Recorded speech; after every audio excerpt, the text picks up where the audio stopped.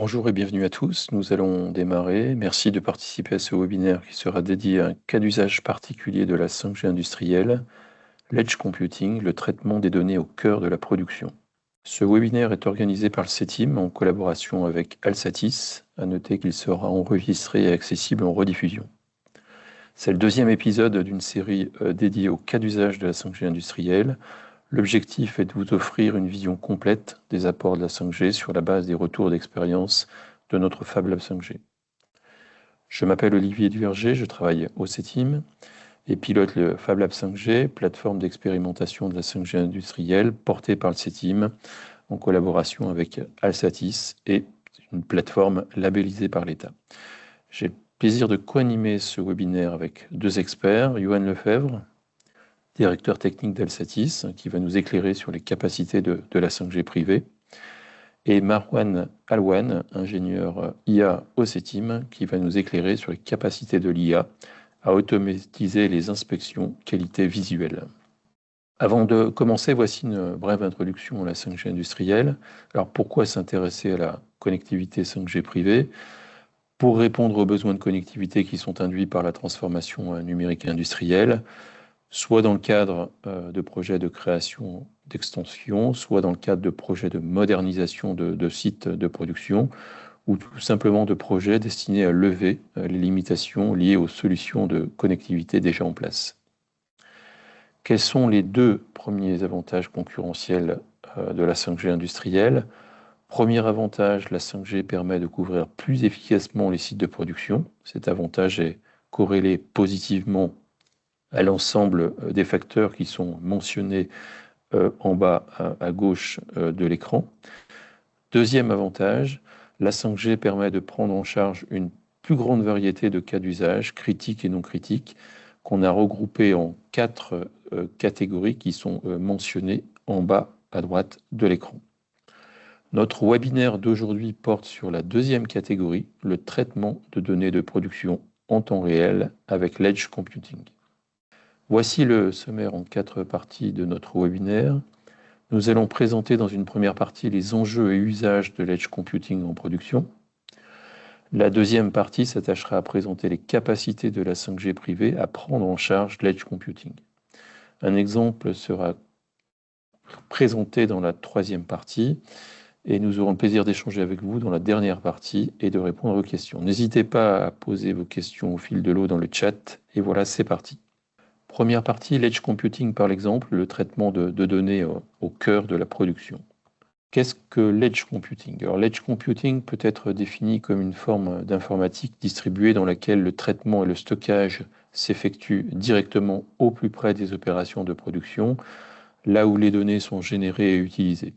Cela englobe différentes formes, des équipements intelligents, des passerelles industrielles ou encore des plateformes locales et des micro-centres de données.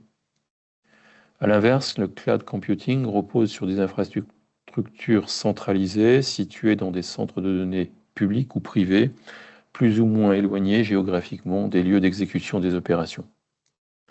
Dans la plupart des organisations, ces deux approches ne s'opposent pas, elles s'hybrident pour répartir au mieux les charges de traitement et de stockage des données. L'Edge Computing fournit le traitement local nécessaire aux usages temps réel et critiques, tout en limitant les flux vers le cloud. Et le cloud apporte la puissance de calcul, la capacité de stockage, la scalabilité, les plateformes de développement nécessaires et de nombreux services managés. Dans cette logique, l'Edge Computing devient une extension naturelle des architectures multi-cloud et hybrides orientées nativement vers le traitement des données. L'Edge Computing soulève différents enjeux industriels. Parmi ces enjeux, en voici 4. Premier enjeu, l'industrie accélère aujourd'hui son passage au cloud, ce qui crée de nouvelles dépendances vis-à-vis de la connectivité et du traitement distant. Mais cette transition reste souvent progressive et contrainte par la réalité des environnements OT. L'Edge Computing joue ici un rôle de facilitateur. Il sert de passerelle entre les équipements industriels et les plateformes cloud. Concrètement, il permet de préparer, d'agréger et de structurer les données issues du terrain avant leur envoi dans le cloud. Cela évite de transférer des volumes inutiles et contribue à réduire les coûts de bande passante et de stockage dans le cloud. Cela permet également de traiter la question de la qualité des données à la source. L'Edge assure également la continuité de service lorsque la connexion au cloud n'est pas disponible. Les applications peuvent ainsi continuer de fonctionner localement, ce qui est indispensable dans un contexte industriel. Enfin, cette approche rend les stratégies cloud plus accessibles pour les PME et les ETI qui souhaitent se transformer progressivement ou sans engager des transformations lourdes. L'Edge, dans cette perspective, devient un véritable accélérateur de transition numérique via le cloud industriel. Deuxième enjeu, l'adoption de l'apprentissage automatique progresse dans l'industrie et s'intègre de plus en plus dans les ateliers de production. Le cas d'usage de l'IA en production, le plus mature et le plus répandu, concerne l'inspection visuelle automatisée. Dans ce contexte, l'Edge joue un rôle déterminant puisqu'il permet d'exécuter de manière fiable et robuste des modèles d'IA en temps réel, au plus près des machines, avec les contraintes des environnements de production et sous différentes formes. Des modèles d'IA légers, pris en charge par les smart caméras autonomes, y compris l'apprentissage, des modèles d'IA plus lourds, pris en charge par des PC industriels ou des serveurs adaptés, et des possibilités d'hybridation très efficaces. On entraîne les modèles dans le cloud, puis on les exécute en local, là où la performance est nécessaire. L'Edge offre aussi la possibilité d'héberger et d'exécuter des jumeaux numériques, de procédés de fabrication et d'assemblage. Les jumeaux numériques constituent des applications stratégiques pour l'industrie manufacturière. Leur potentiel est élevé, leur complexité reste encore élevée à ce stade, mais c'est un investissement stratégique d'avenir. Troisième enjeu, la cybersécurité, qui est aujourd'hui un enjeu majeur pour toutes les organisations industrielles. L'Edge Computing s'intègre naturellement dans ce mouvement de sécurisation des architectures OT, IT, Cloud. Les passerelles Edge constituent en effet un point de contrôle stratégique. Elles assurent le filtrage, l'agrégation, la normalisation et le chiffrage des données avant leur sortie du réseau OT. Cela permet de réduire la surface d'exposition des systèmes industriels qui restent souvent difficiles à mettre à jour ou à sécuriser directement. L'Edge contribue également à la segmentation OT-IT, un principe central de la norme IEC 62443, fondée sur la notion de zone et de conduit sécurisé. Cette segmentation est aujourd'hui indispensable pour limiter les sources et risques de propagation en cas d'incident. Plus largement, l'utilisation de l'Edge facilite la conformité aux exigences de cybersécurité telles que l'ISO 27001 ou NIS 2, qui constituent une obligation pour les infrastructures critiques concernées et qui imposent une meilleure maîtrise des flux et un plus haut niveau de production des données sensibles. Quatrième enjeu, la question de la souveraineté numérique devient aujourd'hui un enjeu stratégique pour l'industrie, notamment dans un contexte de dépendance croissante aux infrastructures cloud et aux plateformes logicielles internationales. L'Edge Computing apporte ici un levier important.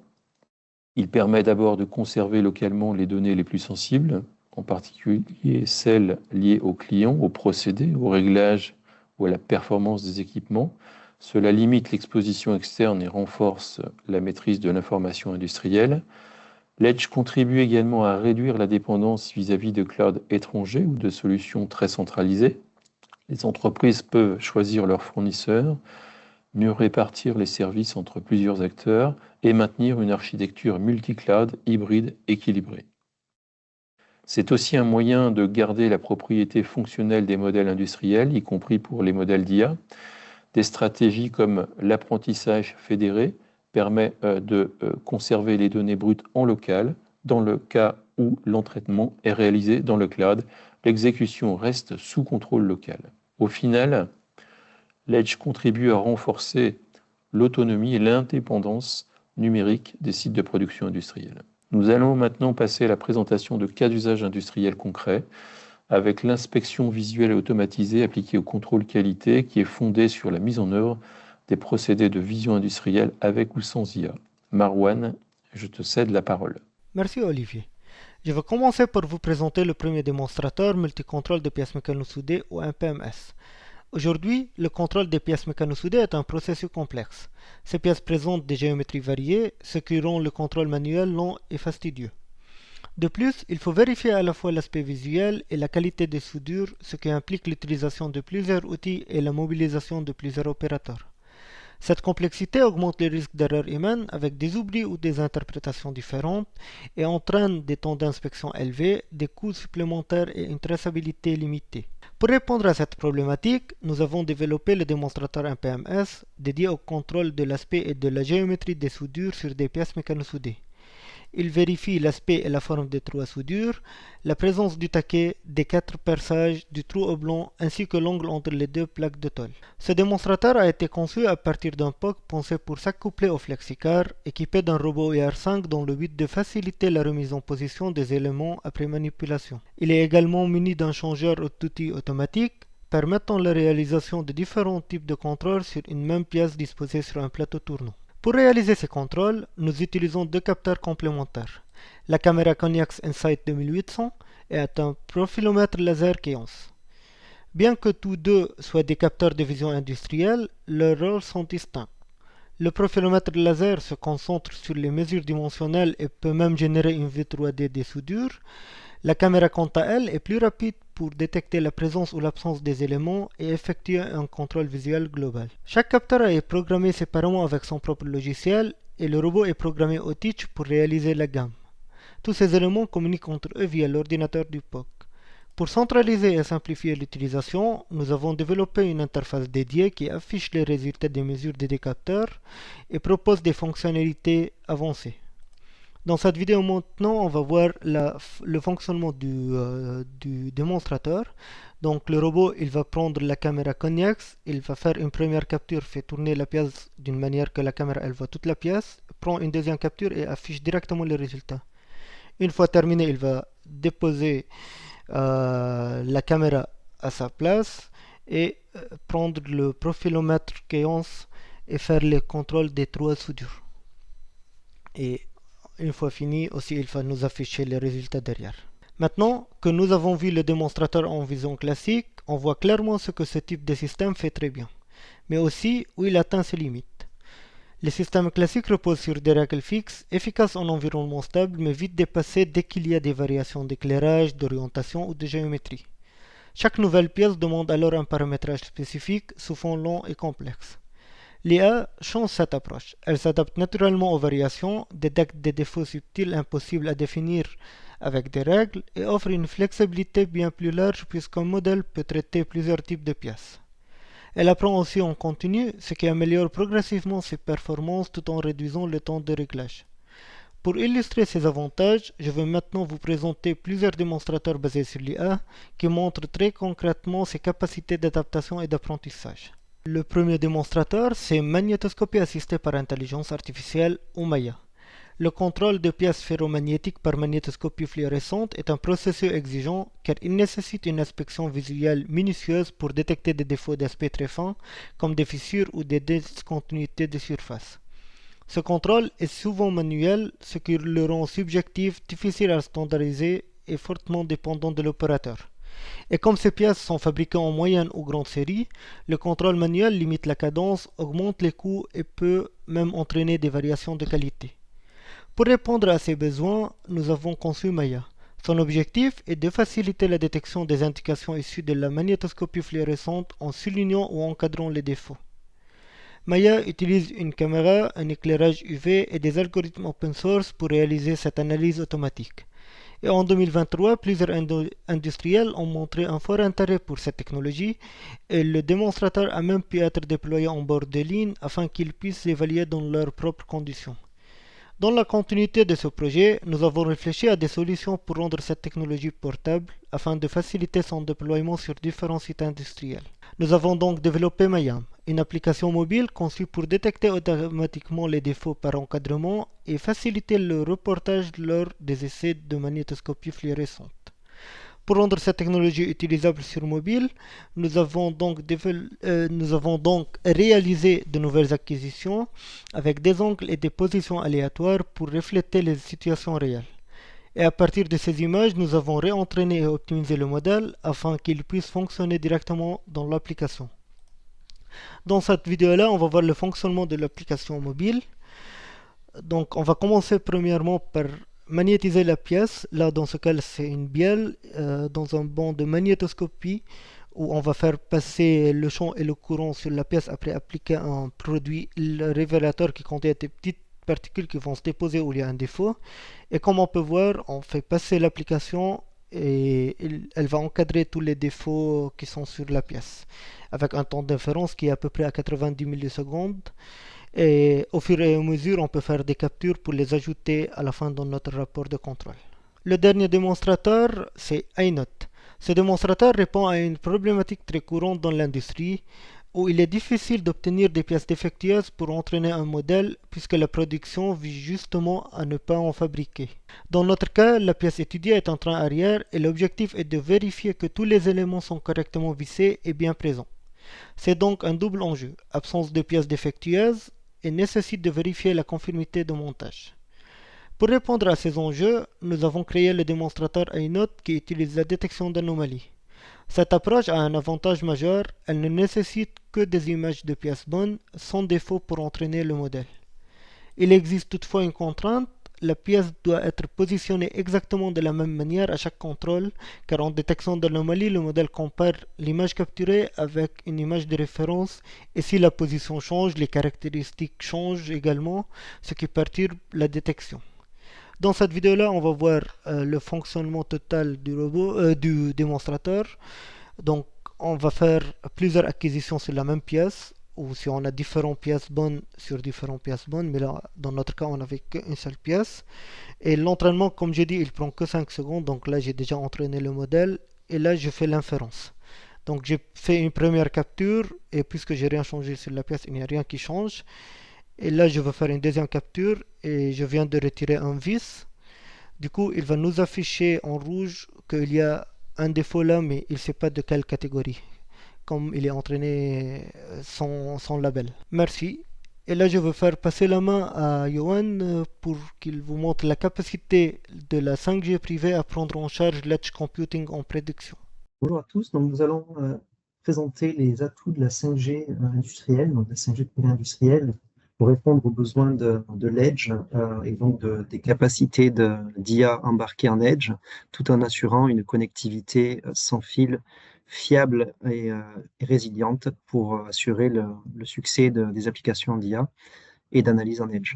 Donc, comme Marwan vous a présenté l'ensemble des applications développées au sein du Fab Lab, je vais prendre la suite pour présenter les applications Edge IA, commencer par une présentation générale des applications 5G et de l'architecture associée. Donc, dans le cadre de la 5G industrielle, on parle donc d'un réseau 5G dédié à la connectivité industrielle, décorrélé d'infrastructures mobiles et donc qui a la capacité à garantir du service, à être maîtrisé en termes de résilience et de haute disponibilité, et également la capacité d'assurer la souveraineté des flux et des données, étant donné qu'elles sont entièrement gérées dans l'entité, l'enceinte et les équipes qui gèrent la connectivité, le réseau IT et OT. Donc on peut l'assimiler à toute infrastructure réseau présente dans le site industriel, tel que un réseau filaire ou sans fil,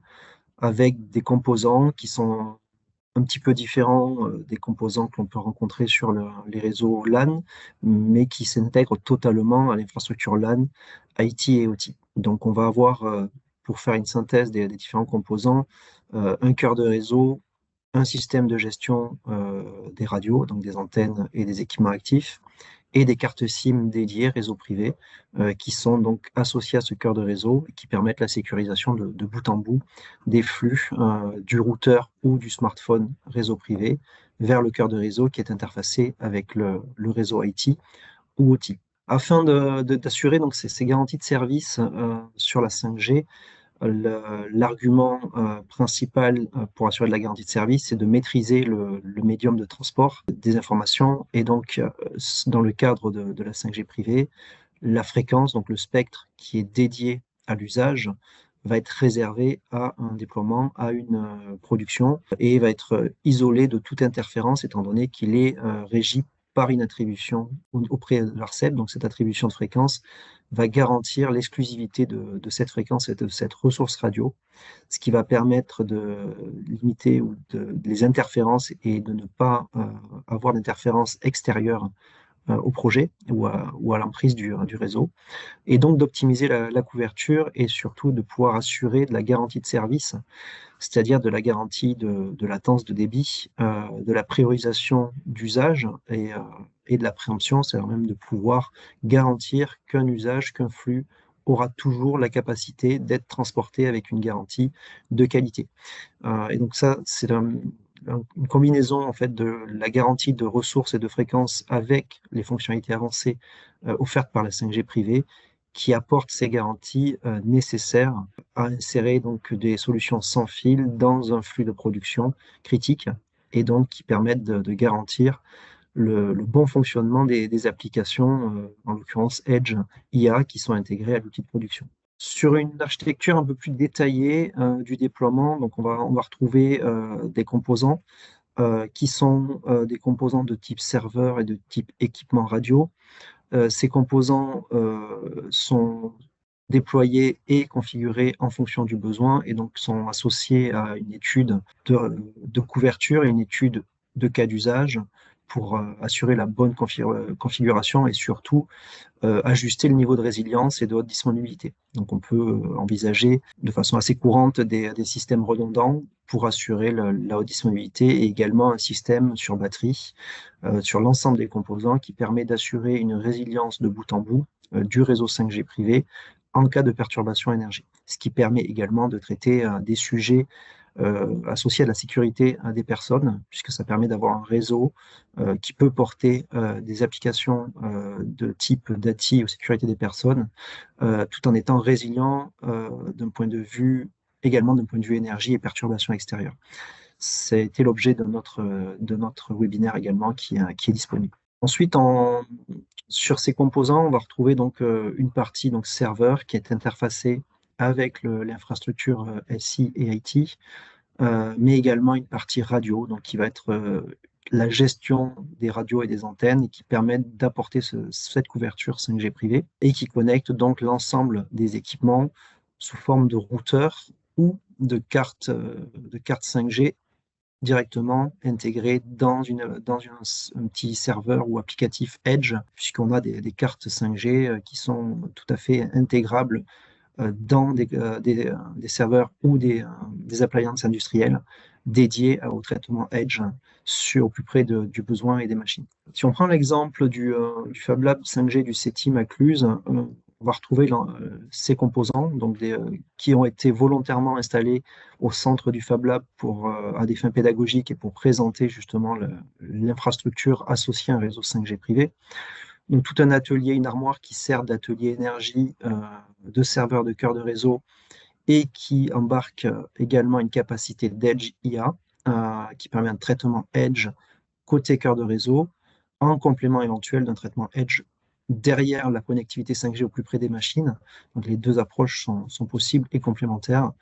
Et donc, ce Fab Lab est à disposition pour évaluer l'ensemble des cas d'usage et possibilités de la 5G privée. Et donc, ça fait partie des travaux menés par le CETIM d'illustrer les capacités de la 5G au travers des cas d'usage d'Edge, mais également d'ATI et autres applications et cas d'usage qui sont portés de façon fiable et qui répondent à des criticités importantes sur la technologie 5G. Également, on a un point important sur la 5G qui est l'évolutivité, la notion de release, donc de version de la 5G, qui est une évolution continue et qui permet, tout en gardant la rétrocompatibilité de l'ensemble du système, de s'adapter aux nouvelles applications, aux nouveaux usages, et donc de compléter les caractéristiques déjà établies par des solutions qui évoluent pour l'industrie sur du TSN, donc tout ce qui va être des réseaux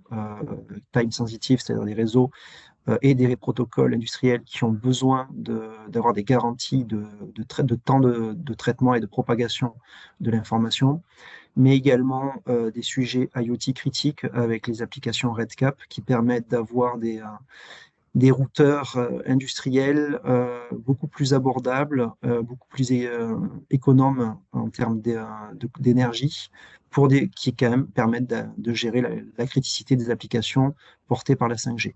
Donc, ce sont des évolutions qui sont plus récentes, mais qui s'intègrent totalement dans les cycles d'évolution de la 5G, tout en gardant toute la rétrocompatibilité euh, des fonctionnalités précédentes. Le sujet terminaux, puisqu'on a parlé donc de l'infrastructure du réseau, on peut avoir un aperçu des terminaux, puisqu'on parle de 5G privé, on a besoin de terminaux de type 5G, donc on a parlé de routeurs, d'applications en edge, mais également de terminaux de type smartphone, durci ou tablette, qui peuvent être déclinés avec des accessoires, soit sur des applications de communication, de travail d'équipe, communication de groupe, communication critique, voire application DATI, mais également des terminaux qui sont plus adaptés à de la gestion logistique avec des extensions ou des accessoires dédiés à du scan, à du NFC par exemple.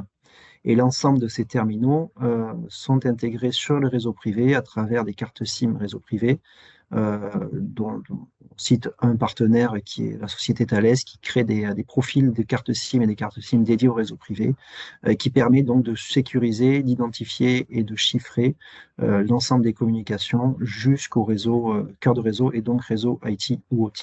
On a parlé donc d'applications Edge également. Donc sur les serveurs Edge, on va retrouver toute une offre disponible de systèmes embarqués, donc de type PC industriel qui peuvent être déployés au sein des chaînes de production pour embarquer du traitement local et remonter de l'information déjà analysée sur du serveur central, que ce soit de l'Edge, IA Edge ou du serveur applicatif ou de production.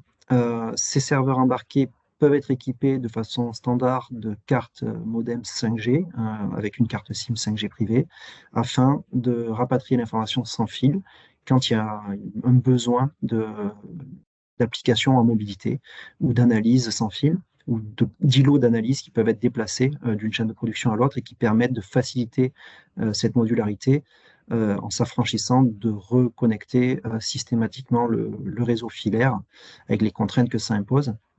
Sur l'aspect serveur, donc on va avoir les serveurs qui peuvent être installés en salle informatique, qui sont des serveurs d'IA également d'Edge avec du GPU par exemple, qui sont disponibles et qui s'intègrent au sein de l'infrastructure soit 5G privée, soit IT ou OT, et qui viennent donc compléter la puissance de calcul du PC industriel en Edge par des puissances plus importantes si les applications le nécessitent. Voici donc pour l'aperçu des avantages et de l'apport de la 5G industrielle au sein d'un atelier qui souhaite s'équiper d'analyse IA et Edge. Ça permet d'apporter une connectivité sans fil sur des applications qui auraient une nécessité de mobilité et donc de permettre de bénéficier de traitements d'IA et d'Edge en mobilité en s'appuyant sur du réseau résilient, critique, qui permettent de garantir en fait ces flux de connectivité et qui permettent donc de garantir le bon fonctionnement des applications d'analyse d'IA et d'Edge, parmi d'autres cas d'usage au sein de l'infrastructure. Et donc le C-Team accompagne l'ensemble des usages autour de la 5G grâce au Fab Lab 5G industriel disponible à Cluse. Merci Owen. Le démonstrateur porte sur la détection de vibrations sur des pièces usinées. Il s'agit de pièces métalliques de petite à moyenne taille pour lesquelles l'aspect final et la précision dimensionnelle sont essentiels puisqu'elles s'intègrent dans des ensembles mécaniques. Sur ce type de surface, la moindre vibration pendant l'usinage laisse des marques très fines, parfois invisibles sans un éclairage maîtrisé. Ces vibrations ne constituent pas seulement un défaut esthétique, elles peuvent augmenter la rugosité, entraîner des cotes hors tolérance, provoquer des problèmes d'assemblage ou même fragiliser localement la matière avec l'apparition de microfissures. Elles ont donc un impact direct sur la fiabilité, la performance et la durée de vie du produit final. De plus, ces défauts sont difficiles à détecter à l'œil nu et le contrôle manuel dépend fortement de l'expérience de l'opérateur. L'objectif donc de ce démonstrateur est d'assister l'usineur grâce à un contrôle automatisé capable de détecter ces défauts liés aux vibrations.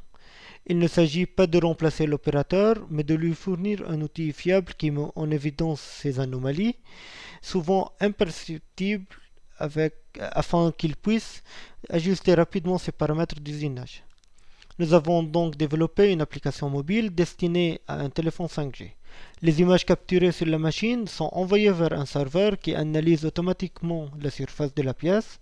Les résultats sont ensuite renvoyés en temps réel sur un téléphone ou la tablette pour alerter immédiatement l'usineur en cas de défaut. Cela permet de fournir une aide directement au poste d'usinage de manière simple, réactive et parfaitement portable. Maintenant que l'objectif du démonstrateur est clair, je vais vous présenter son architecture et les différents composants qui permettent d'assurer cette détection automatisée. Le démonstrateur est composé d'un éclairage maîtrisé destiné à faire ressortir les traces caractéristiques laissées par les vibrations, d'un téléphone cross-call positionné sur un support fixe pour garantir une prise de vue stable et répétable, ainsi que d'un serveur 5G sur lequel sont réalisés les traitements de données. Concernant la démarche, je vais d'abord vous donner une vue d'ensemble des différentes étapes, puis je détaillerai chacune d'elles dans les diapos suivants. La première partie du travail a consisté à acquérir puis à noter les images nécessaires à l'apprentissage. Et une fois les données préparées, j'ai pu procéder à l'entraînement du modèle d'IA. Après avoir obtenu un modèle suffisamment performant, j'ai terminé en développant l'application mobile qui permet d'utiliser cette IA directement au poste d'usinage. La première étape, comme j'ai dit, consiste à acquérir les images. Pour cela, nous avons utilisé le même poste que celui prévu pour l'inspection finale. Un téléphone cross-call fixé sur un support stable avec une résolution de 640 par 640 pixels. L'objectif était de reproduire exactement les conditions de prise de vue du démonstrateur afin d'obtenir des images réalistes et parfaitement exploitables pour la suite. Au total, 600 images ont été utilisées pour l'entraînement du réseau de neurones. Une fois les images collectées, l'étape suivante a consisté à annoter les défauts visibles sur chaque pièce. Cette annotation a été réalisée à l'aide d'un logiciel développé en interne par le C-Team appelé CNLabeling. Ce logiciel permet de dessiner des encadrés autour des zones présentant des défauts, comme on peut voir dans cette image-là, afin d'indiquer au futur modèle ce qu'il doit apprendre à reconnaître. Et une fois les annotations terminent, la fonction export du logiciel a été utilisée pour convertir les données dans un format compatible avec le modèle RFDETR. Pour entraîner le modèle d'intelligence artificielle, nous utilisons un script Python exécuté sur un PC équipé d'une carte graphique. Les images collectées dans le cadre de ce projet ont d'abord été séparées automatiquement grâce à la fonction export du logiciel CNLabeling en deux ensembles. 80% pour l'entraînement afin que le modèle apprenne à reconnaître les caractéristiques recherchées et 20% pour la validation pour vérifier qu'il détecte correctement les défauts sur les images qu'il n'avait jamais vues. En plus des images, l'export génère également deux fichiers JSON au format Coco pour l'entraînement et pour la validation. Ces fichiers regroupent toutes les annotations nécessaires comme le nom des images, leur dimension, la position des boîtes englobantes et la classe des objets annotés. L'ensemble de ces données est ensuite utilisé par le modèle qui effectue plusieurs cycles d'entraînement et d'évaluation jusqu'à obtenir des performances satisfaisantes. À l'issue de ce processus, on obtient le modèle final prêt à être utilisé. L'application mobile a été développée en Java et conçue pour fonctionner sur une tablette ou un téléphone Android. Elle se compose d'une interface simple à une seule page intégrant les éléments essentiels pour piloter le système de détection. L'interface comprend trois boutons. On a Reconnect qui permet de rétablir la connexion avec le serveur en cas de perte de liaison. Live permet de démarrer ou d'arrêter la prédiction en temps réel.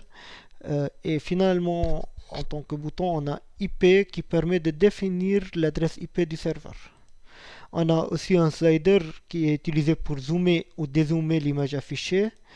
Et finalement, l'affichage caméra qui montre l'image en direct avec ou sans les résultats de la prédiction selon l'état du bouton live.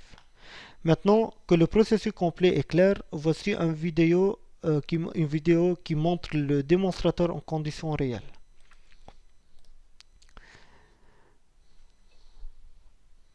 Donc là, comme j'ai dit, on a notre téléphone fixé sur un support.